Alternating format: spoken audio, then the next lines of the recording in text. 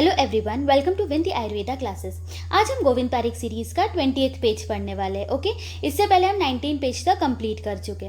तो देखिए, सबसे पहला क्वेश्चन क्या है यहाँ पर, विभिन्न शिरोरोगों में दोष संबंध, है ना।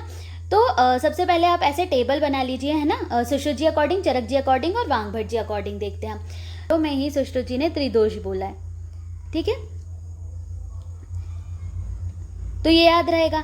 अब बस शंखक में उन्होंने क्या बोला है, वात प्रधान त्रिदोष प्लस रक्त भी बताया है, ठीक है। एक चीज बस हमें ये याद रखनी कि शंखक में वात प्रधान त्रिदोष और रक्त है, बाकी सुश्रुत जी ने सभी में त्रिदोष बोला है। अब देखिए, जो चरक जी है ना, उन्होंने अर्धावभेदक में बताया है वात और वात कफ, मतलब अर्धावभेदक को वातज भी बोला है, वातज कफज भी बोला है, ठीक है। सूर्यावर्त जो है ना, उसमें बताया इन्होंने वात रक्त। अब देखो, सूर्यावर्त को आप कैसे याद कर सकते हैं, इसे यहां लिख लीजिए सूर्यवीर, ठीक है। तो देखिए, सूर्यवीर से हो जाएगा, वी से वी हो जाएगा, है ना, वात दोष, और ये जो र लिखा है उससे हो जाएगा रक्त दोष। मतलब इससे याद हो जाएगा आपको सूर्यवीर से कि जो चरक जी है उन्होंने वात दोष और रक्त दोष बताए सूर्यावर्त में। क्लियर। अब देखिए, अनंत वात जो है, अगेन इन्होंने त्रिदोषज बोला है, ठीक है। अब देखिए, जो शंखक है उसमें उन्होंने बोला है पित्त, वात और रक्त, ठीक है। तो इसको आप ऐसे याद कर लीजिए कि पीवीआर में क्या होता है, साउंड सुनाई देती है ना, पीवीआर में साउंड है ना, और साउंड शंख से रिलेट करते हैं हम, शंख प्रदेश से, है ना। तो शंख प्रदेश में साउंड सुनाई दे रही है और पीवीआर में साउंड सुनाई देती, तो पित्त, वात और रक्त किस में हो जाएगा, शंखक में हो जाएगा। ये हो जाएगा चरक जी अकॉर्डिंग। अब हम देखते हैं वांग भट्ट जी के अकॉर्डिंग, ठीक है। तो देखिए, इन्होंने क्या बोला है, अर्धावभेदक में इन्होंने सिर्फ वात दोष बताया। मतलब हमने क्या किया, ये जो वात कफ था ना, वो यहाँ से हटा दिया और पहले वाला ले लिया, ये वात ले लिया यहाँ पे। अब जो सूर्यावर्त है वहाँ पे उन्होंने बोला है वात पित्त। तो इसको कैसे याद किया कि जो र की ये डंडी है ना, ये यहाँ से हटा देना, ठीक है। तो जब ये हटा देंगे तो ये पी बन जाएगा, तो यहाँ पे वात पित्त है। मतलब उन्होंने वात कफ भी हटा दिया यहाँ से चरक जी का, और ये जो वात रखता उसमें से आर से ये डंडी हटा दी, तो वात पित्त बन गया, ठीक है। तो इन्होंने वात पित्तज बताया। अनंत वात जो है ना, उसका वर्णन इन्होंने नहीं किया है, और इसकी जगह किसका वर्णन किया है, शिरोकंप का, ठीक है। अब जो शंखक है उसमें उन्होंने क्या बताया है, पित्त प्रधान त्रिदोष प्लस रक्त। तो नेक्स्ट क्वेश्चन इज मूत्र के भेद। तो देखिए, चरक जी ने 8 भेद बताए, सुश्रुत जी ने 9 बताया है, तो 9th में उन्होंने नर मूत्र बताया एक, ठीक है। अब नेक्स्ट आता है विभिन्न मूत्रों के गुणधर्म, ठीक है। तो देखिए, पहले हम चरक जी अकॉर्डिंग देखते हैं। सबसे पहले आता है आवी मूत्र, ठीक है। आवी मूत्रम सतिक्तम स्यात् पित्ताविरोधी, चाहे पित्ताविरोधी बहुत बार आया है, ठीक है। तो आवी मूत्र क्या है, आवी मूत्रम सतिक्तम स्यात् पित्ताविरोधी। क्लियर। अब गोमूत्र क्या है, देखो, गौमूत्र मधुर होता है, कृमि कुष्ठानुत होता है, उदर रोग नाशक। तो देखिए, गौमूत्र है ना, गाय तो हमारी माता है, तो उनका अच्छा ही होगा ना, मधुर ही होगा, तो मधुर तो याद रहेगा। अब कृमि कुष्ठानुत, तो देखिए हम घरों में क्या करते हैं, गौमूत्र का छिड़काव करते हैं ना, कृमि वगैरह, है ना, इनको हटाने के लिए। तो कृमि कुष्ठानुत क्या है, गोमूत्र है, और मधुर है, ठीक है। अब बकरी का कषायम मधुरम पथ्यम, ठीक है, ये चीज अच्छे से याद रखनी, कषायम मधुरम पथ्यम बकरी का है, ठीक है। भैंस का क्या होता है, तो अर्श शोफ उदरग्नम तू सछारम महिष सरम। तो देखिए, इसको आप इस तरह से याद कर लीजिए, ट्रिक लिख लीजिए यहाँ पर कि यूएसए की भैंस, ठीक है, यूएसए की भैंस से याद रखना। तो यू से हो जाएगा उदरग्नम, श से एस से हो जाएगा शोफहर, अ से हो जाएगा अर्शहर। तो देखिए, यहाँ पे स्टार्टिंग में क्या बोल रहे हैं कि अर्श शोफ उदरग्नम, ठीक है, और तू सशारम महिष सरम, ठीक है। तो महिष का दुग्ध क्या होता है, ये इसके लक्षण होते हैं।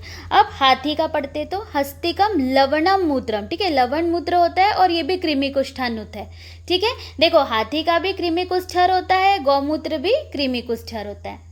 उसके बाद उष्ट्र दुग्ध तिक्त है और काश श्वासहर है। तो इसको आप ऐसे याद रख लीजिए, क्या पढ़ा था श्वास के भेद में, हमने एक ऊर्ध्व श्वास पढ़ा था ना, ऊर्ध्व श्वास से याद रखना। तो ऊर्ध्व को कर देना उष्ट्र, ठीक है। तो उष्ट्र का दुग्ध क्या होता है, श्वास काश हर होता है और तिक्त, ठीक है। अब घोड़े का तिक्त होता है कुष्ठ व्रण विशापहम। तो देखो, इसको आप ऐसे याद रख लो कि घोड़े को हम क्या बोलते हैं, वाजी बोलते हैं, तो वाजी का दूध विषापहम होता है, ठीक है, वाजी का विषापहम है, ठीक है, इस तरह से याद रखना। और व्रणहर भी होता है विषापहम और व्रणहर, ये व से याद रहेगा। तो वाजी का क्या है, विषापहम है और व्रणहर है, ठीक है, और दिखते तो है ही। अब खर का जो गधे का मुंह, ठीक है, खर का कैसा होता है, गधे का कैसा होता है, तो ये होता है अपस्मार उन्माद ग्रह बाधाहर, ठीक है।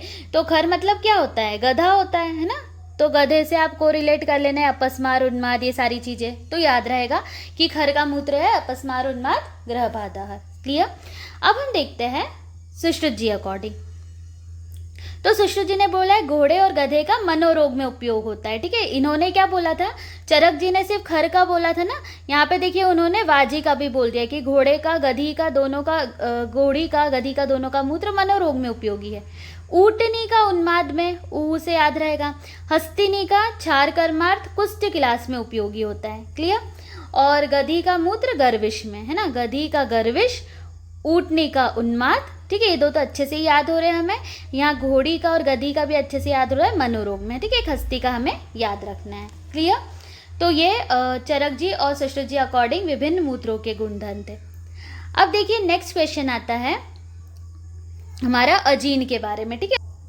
ठीक है, अब हम अजीन के बारे में अच्छे से देखते हैं। देखिए सबसे पहले जो काश्यप जी है उन्होंने क्या क्या बताया है, आमाजीन, विदग्धाजीन, श्लेष्माजीन और रसशेषाजीन, ठीक है। सुश्रुत जी वांगभट्ट जी ने भी देखिए आमाजीन तो वैसे ही बताया, विदग्धाजीन भी वैसे ही बताया, लेकिन यहाँ पर काश्यप जी ने श्लेष्माजीन बताया था, जबकि यहाँ पर सुश्रुत जी वांगभट्ट जी ने क्या बताया, विष्टब्धाजीन बताया। क्लियर।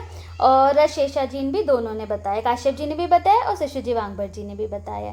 क्लियर। अब देखो इसको आप ऐसे याद कर सकते हैं, काश्यप जी ने बताया, कैसे याद कर सकते हैं कि काश्यप जी जो थे वो बच्चों के डॉक्टर थे ना, पीडियाट्रिक्स का पूरा वो देखते थे, कौमार वृत्ति, और बच्चों में कफ ज़्यादा रहता है, तो ये कफ से याद रहेगा कि श्लेष्माजीन काश्यप जी का है, ठीक है। और जबकि सुश्रुत जी और वांगभट्ट जी का विष्टब्धाजीन है। क्लियर।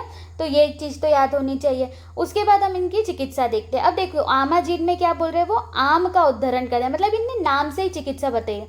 यहाँ आमाजीन आ रहा है, आम में आम की चिकित्सा, ठीक है, काश्यप जी ने बोला है। विदग्ध में द आ रहा है ना, तो विदग्ध में दिवाशयन करा दिया। श्लेष्माजीन में श्लेष्म स्वेदन करा दिया, ठीक है। रसशेषाजीन में शेष आ रहे हैं, यहाँ शोषण करा दिया, ठीक है।